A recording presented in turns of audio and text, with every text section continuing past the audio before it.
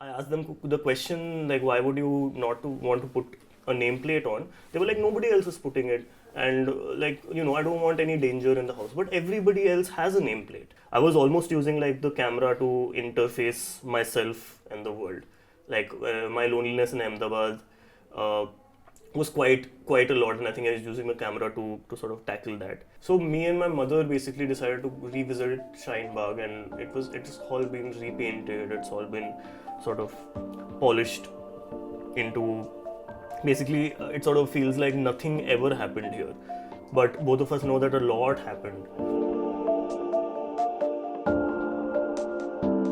This film starts before NRC CAA, towards the beginning of this entire citizenship, uh, in the questioning of citizenship that has happened in our country.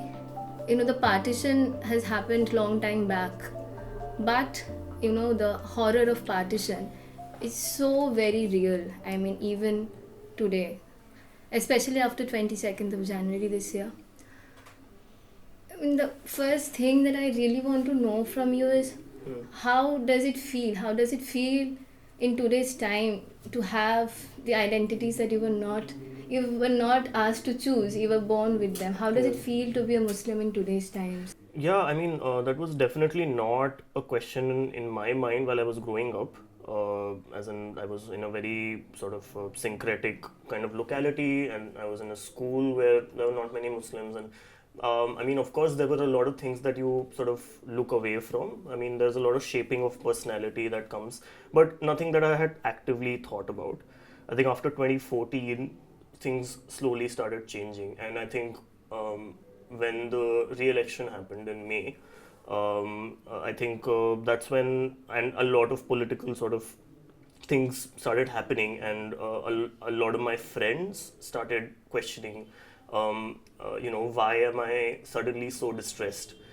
Is when I think I started thinking what it means to be a Muslim in India.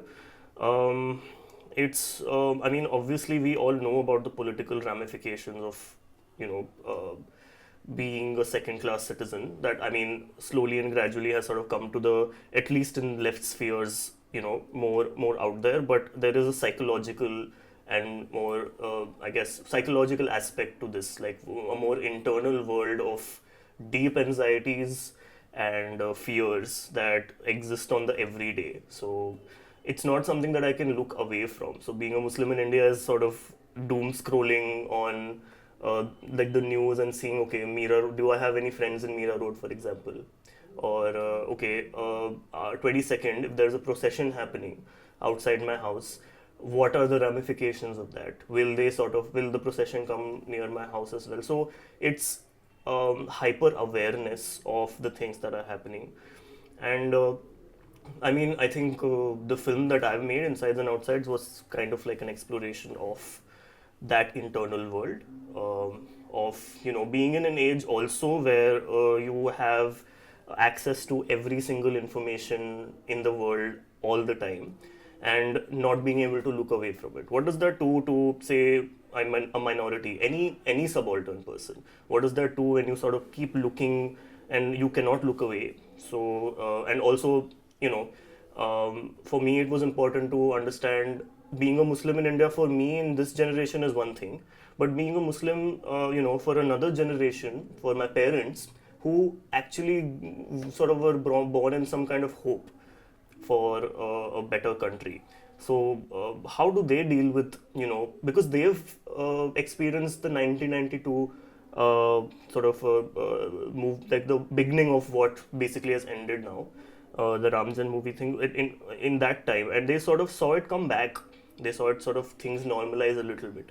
So they do have that hope for a country. So for a hopeful Muslim who believes in secularism, that also becomes a question, that became a question for me. Okay, what does the elder generation think about this? So yeah, the film for me was exploring these two generations of sort of being a Muslim in India. And also, obviously, I am not the only Muslim. There are, Muslims that have much dire kind of experiences. And what does that do as a community when you start feeling in danger? And what does that do to the whole community as a whole. So yeah, I'd say, yeah, that being a Muslim in India right now is, um, I think, just taking each day at a time and surviving. To set the context of your film, can you just elaborate how what was the process and how you have been going through different homes, the entire process of shooting that and Yeah. living that? Yeah. So I started shooting in 2019 when the CNRC protests at the end of 2019, essentially, when a lot of universities were getting attacked, and I was also studying in a college back then. And slowly the Shine Bagh protests took shape, and I was in Ahmedabad back then, and I started shooting the protests that were happening. That's when, I mean, the initial idea was to sort of explore Ahmedabad as a city because it is a riot-prone city. It as in like had like a major riot in 2002. So for me, like to explore that history and sort of like contextualize it to 2020 was how it began. Then the pandemic happened, and then everyone went back home, but the hate sort of did not stop. There was a lot of, if you remember, Tablighi Jamaat, Markaz related rhetoric in the mainstream media had started, and the Ramzans were also happening at that time, and so I sort of felt like I think it's important to sort of shoot whatever I was going through at that time. I was almost using like the camera to interface myself and the world. Like my loneliness in Ahmedabad uh, was quite a lot, and I think I was using the camera to sort of tackle that. Then it became too much, so then I decided to go back home. So I packed up my house in Ahmedabad and started sort of like putting everything in boxes and sort of moving back to my parents after many years. So I was just feeling whatever I was feeling from 2020, like the protests that had suddenly stopped, the riots that had completely sort of changed the landscape in Delhi. I was thinking about all of that, and then all those questions I sort of outpoured to my parents as well. I started asking them about what it means to be a Muslim in India, and yeah, so like serendipitously, what happened was that they also was packing their homes and they were also moving out. Um, so yeah, I started realizing that this sort of like mentally started making this connection of migration and movement. I mean, if you sort of trace the partition and sort of see how some people decided to stay back in India and some people decided to move. Uh, Also, the ghettoization of Muslims because of a variety of reasons. Sort of became like an overarching theme in my life and for Muslims in India. So that became sort of like a sort of thesis of the film. That movement is something that I think Muslims in India sort of experience and have a unique sort of perspective on. So since I was also moving, my family was also moving, and I felt like there's a history to be traced of Muslims moving and regrouping in different sort of places. That became the central thesis, and yeah, that the film explores that idea and especially what that does to the mind. So throughout the film, especially towards the beginning, we have been seeing, you would find there are boxes, and you're like packing books and then Yeah. clothes, lab equipments and whatnot, plants. We would come back to plants a little later. Yeah. So, how do you, can you elaborate on, so we haven't all gone through all these books, but so you have mentioned, you have referred to a lot of history that is correct history, I would say. I mean, because people have been deliberately trying to, modify it the wrong way. And can you talk about that history which you're trying to bring out? Yeah. I mean, the books are closed and we can see some pages being flipped through. But can you explain to us like what you have Yeah. gathered from? Yeah, from them? I mean, it was more of a retrospective kind of looking at, the what exactly has been written about being a Muslim in India, and like also like my experience was that I wanted to sort of explain everything. I there's this sense that I want to look at everything. Why am I in India, and why am I facing what I'm facing? So there are two books that come to mind. I mean, like there are, of course, many others, but two that definitely affected sort of my look at being a Muslim in India was one was Ghazala Wahab's Born a Muslim. That book also tries to sort of totalize, like sort of look at everything. She sort of starts with a personal account of her in 83, I think, in Agra, where sort of the riots were happening there, and sort of goes to basically starts from 1857 and sort of traces a history of the decline of, say, Muslim power, so to speak, and the subsequent kind of politicization, like all sort of the otherization of Muslims after independent India. And it's not a new phenomenon. It's been happening over decades. What we're seeing now, like, doesn't happen overnight. This is something that sort of takes shape very slowly. And I mean, there's no one government to blame here. I feel like there is a whole society, there's a whole cultural thing, and also like so like for me to put that into perspective, to sort of see that to experience that book was very very it was a very nuanced take on a very personal take and also a very literal sort of literary take on being a Muslim in India, which I felt I also wanted to do. That's why even in my film, I think I wanted to sort of not divorce the personal and say the literary, but sort of merge the two. Another book is Denial and Deprivation by Abdul Rahman. It's a much more technical book, but that sort of covers the Sachar Committee report in detail, and what are the ramifications of the report in sort of law and not society in general, but like what did it find out? Basically, it was like research on the Muslim, like it was not a complete research, but definitely a public facing research on.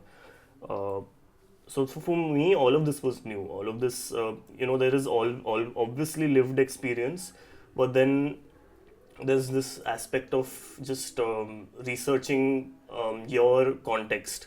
So for me, like reading those books gave me the very much needed context, the political, historical context of uh, being a Muslim. So I mean, yeah, if anyone wants to sort of dive into these things, I mean, obviously can reach out to me for other books, but like these two books are great starting points. One's a very technical one, one's like a more personal take on things.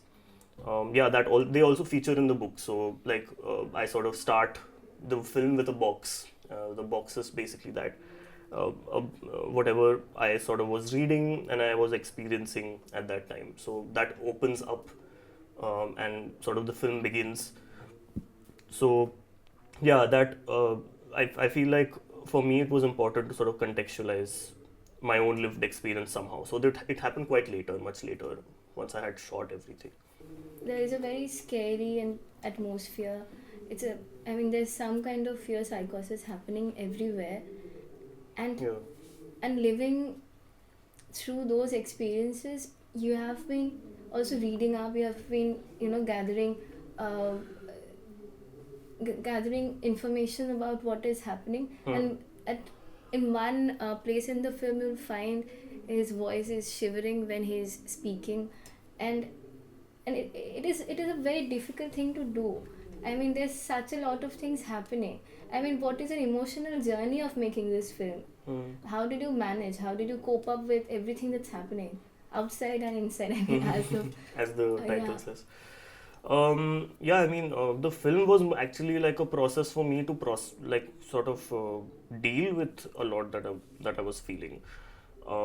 Say, for example, there's a scene in the film where I'm reading out names of lynched Yeah. mobs and like people that were lynched in the Delhi riots and sort of in northern India specifically, and my mother's knocking consistently to sort of so that scene was to encapsulate that feeling. That research for me in this film or generally about things is not a objective experience. this is a very subjective experience of deep anxiety and fear. So for me, it was important to sort of say that out loud, to sort of express it in a way that people can tangibly, I mean, obviously can't feel, but tangibly experience to some degree what it feels like to sort of read these things. I mean, like um, a constant barrage of violence, like every single day. What does that do to like a mind who also feels in danger? Uh, so yeah, for me, like making the film was the point of catharsis. Was that sense that okay, I am so incredibly angry that if I don't make this film, then I might lead to like reach a psychosis or a depression of sorts. So it was more so like to kind of process my rage against whatever has been happening. How does it feel to share all these experiences with such a big audience? I mean, finally they're seeing what you have gone through. I mean, the response has been quite nice overall. Like whenever I've been able to screen it and people have been watching it, I'm always very happy to listen to sort of like perspectives about whatever they saw, and there's a lot of personal anecdotes. I don't feel like this experience of anxiety is exclusive to a Muslim in India. I feel anyone who is conscious of the politics in this country is feeling the same anxiety for everyone. So that's something that really struck to me. That if I'm honest with that feeling, I feel like there is a lot of connection that everyone's sort of emotionally making with this film. Which is not exclusively like about being a Muslim in India, but just the state of things in this country. So yeah, that has been nice. I'd say. Can you talk about the experience of packing things, moving out, and there you've gone through 3 homes that you're shooting, and like it's happening right there, and you are also living. I mean, you are also packing, and then you're also shooting. I mean, how did it? I mean, how did you deal with it? I mean, how did you? When did you know that now I should put a camera? When did you know that now I should get my room cleaned and pack things up? I mean, it's a lot. I mean, how did you do that? As I said, like I've basically used the camera to interface. So it was me coping, honestly, well, because like me looking at it directly, I think would have been more difficult. So I've been sort of making films for a while, so I think for me the camera becomes like a shield of sorts where I start sort of looking through the lens helps me process. So for me, it was more of a coping mechanism. At that time, I didn't know what kind of film I was making, and I didn't know if it would collect into some of a piece. At that time, I was just shooting. So whenever I was packing, I was sort of doing whatever. It sort of became a way for me to look at everything, because I've the house that my family lives in, that I lived in, I lived all my life. So moving out of that was very, very painful. Like it was moving out from that locality, from a lot of my friends, and also like my house in Ahmedabad was similarly had a lot of memories associated with it. So I think for me, like the camera became that interface to one catalog this memory, catalog this feeling, and to in that moment sort of interface myself with that moment. So for me, it was not even a question, okay, I should shoot like this or that. It was just me, camera, and world. So yeah. When did you decide you can use, pictures in such an innovative way? I mean, we see photographs on screen being used in documentaries or like found footage or archival material. But how did you decide that this is you've been. So can you explain the process, how you have done that using the projector and everything? Yeah, I basically used an overhead projector. So my dad is a professor, was a professor in IIT. He retired in the course of the film, basically. And he used to teach with these overhead projectors with transparencies. So I used to see like a lot of transparency in the house where he used to write the notes and put them in a thing and it sort of reflects. And so I think I have a fascination with old school technology. So that's where the idea sort of came from. My dad sort of having transparencies, and then I sort of collected photographs of a lot of violence also, and also my own personal family photographs. And I started taking photocopies of sort of the books that I was reading and quotes that I felt were important. And yeah, I guess it's the idea was to sort of have that kind of memory feeling of memory, a texture of memory essentially.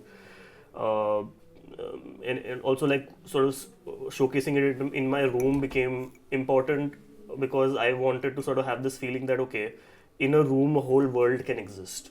I mean, sometimes when you're in a sort of locked up in a room, also this is an experience in a lockdown experience. This film was made sort of in that COVID kind of environment. So like having that kind of projected in my room became sort of a representation of how a room can sort of encapsulate, you know, a whole world.